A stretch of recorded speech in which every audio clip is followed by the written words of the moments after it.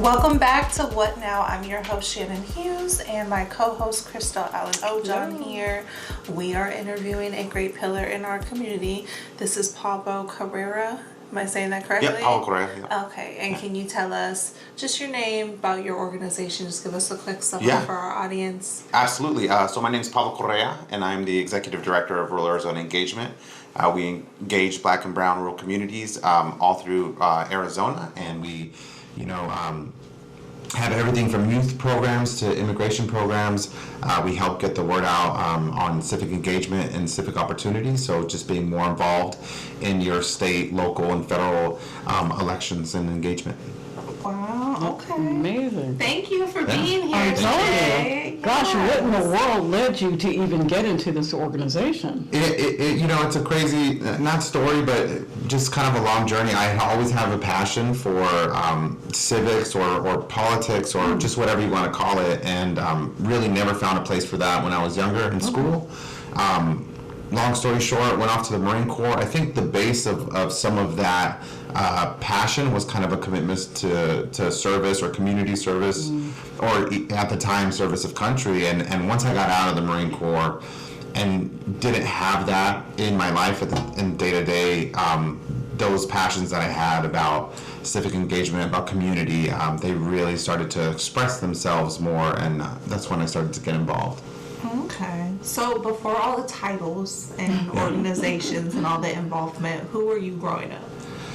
I think I was a pretty shy kid growing up. I grew up around here. I grew up in Casa Grande, but also Maricopa, Eloy, Arizona City, kind of bounced around. But yeah, I was a shy kid. I feel like I always was drawn, like I mentioned, to service, and so that kind of led to going into the Marine Corps and then serving community. Oh, okay. Wow, quick question. So, is there someone in your family or someone in your life that you looked up to that sort of put that seed in you? Yeah, that's a good question. I think it's just all around. I would say maybe my father. Not on the political spectrum here and there, but more of like, hey, life's about finding intentional work, something that you're passionate about doing. And I think that's something that he really instilled in myself and my siblings, and this is kind of the path that I took that down. That's beautiful, because I don't think that it just comes from nowhere. Right? Yeah, Somebody's got to plant it. Somebody was a good example, obviously, in front of you, so I'm thinking, wow, no wonder you're passionate about that. So, was there like a specific moment that made you realize, like, okay, I don't want to just complain about the issues anymore. Like, I want to get involved. I want to get down and dirty with the community and make change. Yeah. No, there's a specific, it's like I said, a long road, high school, Marine Corps. And then I came home, moved to Casa Grande, and worked down in the warehouses. And it was a lot of years of moments of arguing on Facebook or in the break rooms and really kind of debating folks. It was after the 2016 election. I'm not sure when exactly, but very soon after, where I just thought, like, I got to do more than this, and I went out and started getting involved in the community more, and one thing led to another. So yeah. So like Marine Corps to like community activism, like that shift. Do you feel like there was a connection there between them? There's definitely a connection, but I think more than a connection, I think one can benefit from the other, and there is a lot of community in the Marine Corps. You go in and it's very diverse, because the military is somewhere where, if there's not a lot of opportunity, whether you're Black or brown or you live in a rural area and, maybe secondary education is really not for you, you have a lot of folks going in the military from a lot of backgrounds, so this is a very diverse community. I see that in the movement work that we do, in the community work we do. And then, beyond that, I think that community work, community organizing can really benefit from not other points of views, but other ways of moving and getting things done. Right. And I think some of my experience at the Marine Corps kind of help out in that way. Okay. What did you see in like the rural areas that people in the city like probably don't get? Everything from the sprawl and just, having you got to run up to the valley, that's like a whole day thing. It could be everything from there or all the way to, I think folks from cities sometimes can have, believe in a myth that rural folks mean white folks. Right. And there's not, it's not just white folks out here. I grew up, there are very rich and just beautiful black and brown communities in rural Arizona. So. Okay. So you think people kind of have I don't say it, the wrong impression of the people that are there as far as like, and why, and can I ask you a question about how long you were there? You've been living in that area, in the rural area?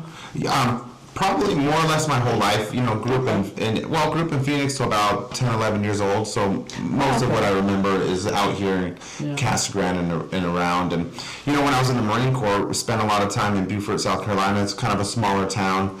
And then just came home. So basically my whole life. Okay. Yeah. You have an appreciation for it. Yeah. We're going to take a quick break. When we come back, I want to get into what RAZE does on like a day-to-day for someone that has never heard of it before. Great, yeah. Okay, we'll see you guys right back. When the game is on the line, championship teams know the game plan. They communicate and work together to win. We all need a game plan to protect ourselves online. Talk to family and friends so they know how to stay safe too. Create strong passwords, turn on multi-factor authentication, update software, and recognize and report phishing, because online safety is not something you want to fumble. Get more game-winning tips at CISA.gov/secure-our-world. Then share them with family and friends. We asked seniors how to prevent Medicare scams. If you get a phone call, do not talk to the person. Never, ever give out your Medicare number. Just hang up. I check my Medicare statements monthly. To report Medicare fraud, contact the Senior Medicare Patrol in your state. Welcome back to What Now? I'm your host, Shannon Hughes. My co-host, Chrystal O'Jon here, and we are interviewing Pablo from RAZE, Rural Arizona Engagement. Yes. Which is awesome. I'm just first hearing about RAZE, but if someone heard about RAZE for the very first time, what do you actually do there day to day? So what I do there today, I'm basically there to, honestly, not really on the ground anymore. Try to get out there in the field.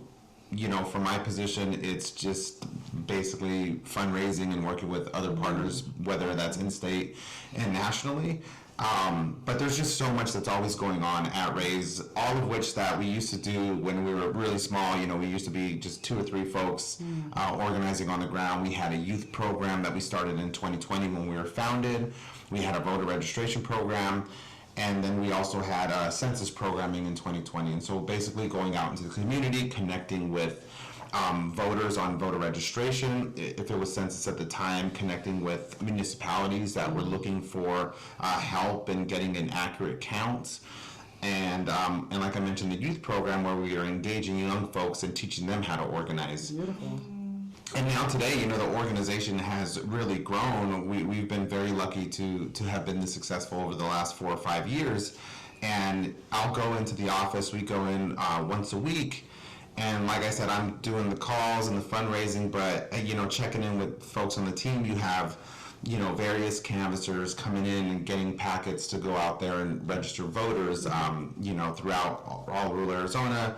You have different organizers in different counties checking in with their communities and having listening sessions where they kind of host communities and ask the communities, either what are issues that are important to them that our different levels of government, need to address.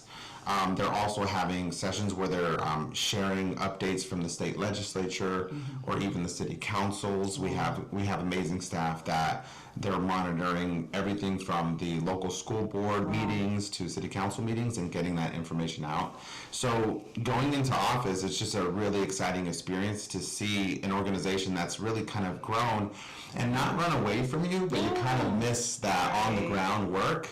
but you're just grateful that there are other folks out there getting that experience that we got to have when we're But young. how are you engaging the young people? That's a hard task. It's a hard task. What are you doing? So we have our RAZE Leaders program that's in high schools throughout Pinal County, Yuma County, and Coconino County. In the last 5 years, we've had, I believe, 334 graduates through that program. Wow. It's about a 6-month program that students, they basically come in and they learn organizing through what's called YPAR, Youth Participatory Action Research, which teaches them to kind of be the decision makers. They identify problems in their communities, and then they work on organizing, power mapping, and solving those issues. Everything from having hygiene products, at local high schools to knocking on doors, advocating for just better resources for their community. That depends if it's Yuma, Pinal, Coconino, and whatever issues that they're engaging with locally. And then most of all, what's really exciting is the opportunity that these kids have to go to the Arizona State House, to go to the legislature. 2 weeks ago, there was Environmental Day, and we took students from Pinal County and Yuma County to the state legislature, something that they would not have been exposed to if not engaged with our organization. We've also taken kids rafting up in the Grand Canyon and really teaching them about water conservation. And what's most proud and exciting for me is once a year we take a group of students that have engaged with our program to Washington, D.C., and they meet their representatives, and they obviously enjoy and learn about the city and just more about civic engagement. And it's incredibly important because as a kid I had that passion for that, and just never had been exposed to those opportunities when I was younger. So it's a really beautiful and important program. Wow. So it's almost like you're creating spaces for the young you. Yeah. Spaces that you wish you had growing up, you're now That's being able to create exactly that yourself. Yeah. That's amazing. Why do you think like the rural communities are so overlooked when it comes to this kind of stuff? Yeah, I think there's just a lack of awareness and a lack of the need, and honestly, it also goes down to public funding of education as well, right? If the public school system is not properly funded, they're not going to have the bandwidth or capacity for these extracurriculars, right? And the first things that are going to go, you're going to see sports go, you're going to see civics go. Everybody's, grading to the test, so then they're only investing in these few subjects. And I think it's the responsibility of community to do one of two things: to advocate for more funding, to advocate for just a better, well-funded educational system, but while that's not happening, to try to provide these opportunities for young students, especially young Black and brown students. Those opportunities existed when I was a youth, but if I'm honest, they didn't really exist for folks like myself, right? You had to be in some kind of AP or really just had the ability to be involved past the normal curriculum. And so we're providing those opportunities to young folks that don't typically fall in that demographic. That's Right. I'm wondering if there's a real quick story where RAZE has actually changed tangibly someone's life. Is there a quick story you could give us? Yeah, absolutely. In our first cohort of RAZE leaders, we had folks out of Coolidge, Florence, old school Florence. I know now there's Santan Valley, but we had kids out of Florence and Coolidge and Casa Grande that went through our program, and we had a young woman that went through and had always been, I think, in kind of the same way, wanting to be more involved. And I do want to, make sure that I'm crediting her, and she was always driven and wanted to do big things, but she really took what she learned at RAZE, and she went to law school, she went to Columbia, and she's just doing big and incredible things. And we have some RAZE leaders that went through our program in 2023 or 2022, and are now in nursing school but still engaging with us. That they're actually our social media manager. And so it's just really good to see folks come through full circle and kind of grow through the organization. Oh, that's amazing. Yeah. That's opening doors even from starting a program when you're young and now you're working. And that's amazing. I love it. Love to hear it. We're going to go to one more break, and then we're going to come right back and finish up our conversation with Papa. 80% of Americans accused of a crime will get appointed a public defender. We're the front line of defending people's constitutional rights. For every dollar we spend on public defenders, we spend $3 on prosecutors. The entire apparatus of the state is behind the prosecution. Gideon's Promise trains, mentors, and supports public defenders. It's changed the face of public defense. It gives me that sense of I'm not doing this by myself. It's fueled me to continue on in this fight. We all make choices about alcohol. Kids make choices whether to drink or not. Bye, Dad. Bye-bye. Remember, I'm going to Alex's party tonight and sleeping over. Have fun. Hey, remind me about that party again? And adults make choices whether to talk about it.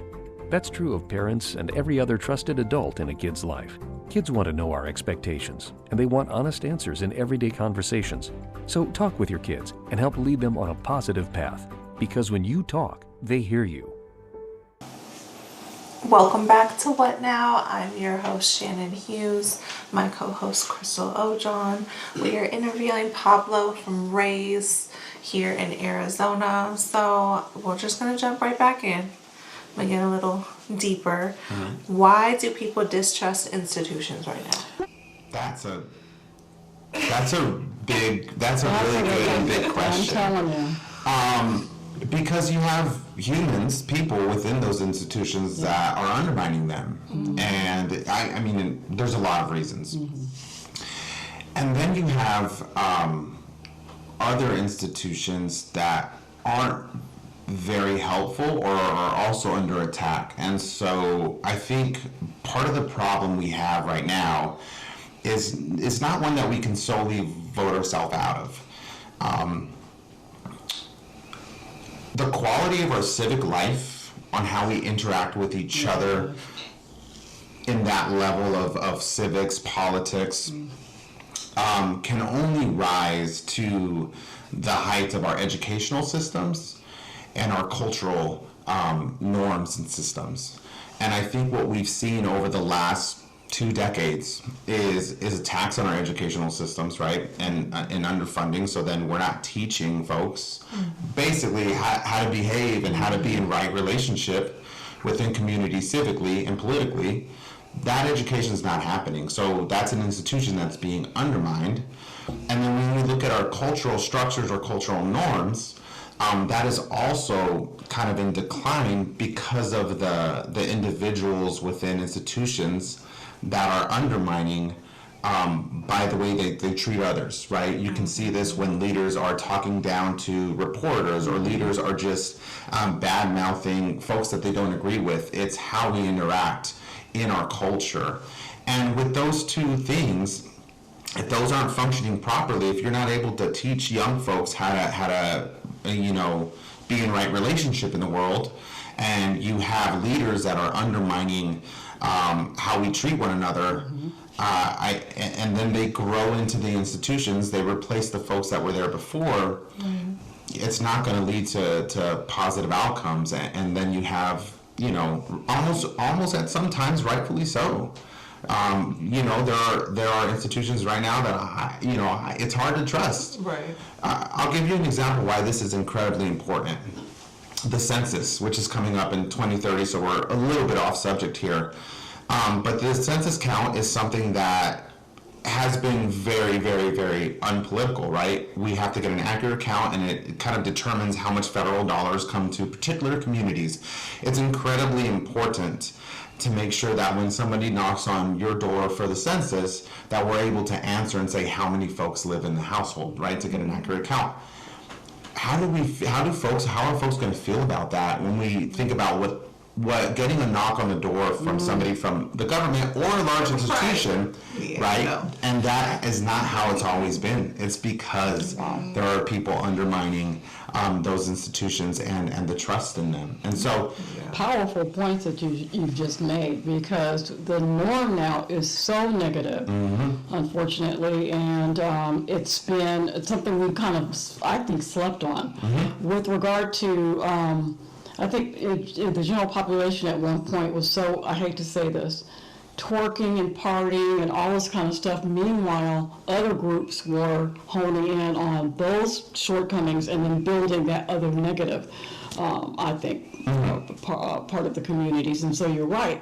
So now the norms are negative. What are we going to do about it going forward? Right. It's time to change. So if you're not being educated, you're not having the opportunity to see other options. Yeah, you're going to go along with the norm or with the flow.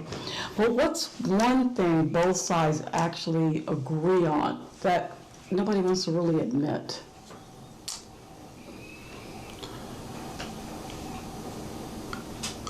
One thing that both sides actually agree on that nobody wants to admit is that whoever's in power wants to stay in power. Now, there are folks that are in power that are representing folks well. You know, we have folks like Adelita Grijalva that's, you know, doing amazing things and really sticking up for community. You have folks locally, nationally. But one thing that all folks at that level share is they don't want to give up power. And that's why you see folks who are running for office into their 80s and 90s, and you know, your worldview is shaped, you know, by your formative years, and if they're the 1950s, you know, it's not really going to resonate with young folks. Good point. And what you think? And I think there should be limitations on what positions you hold, whether that be local or statewide or national, because that creates, I believe, an opening for corruption.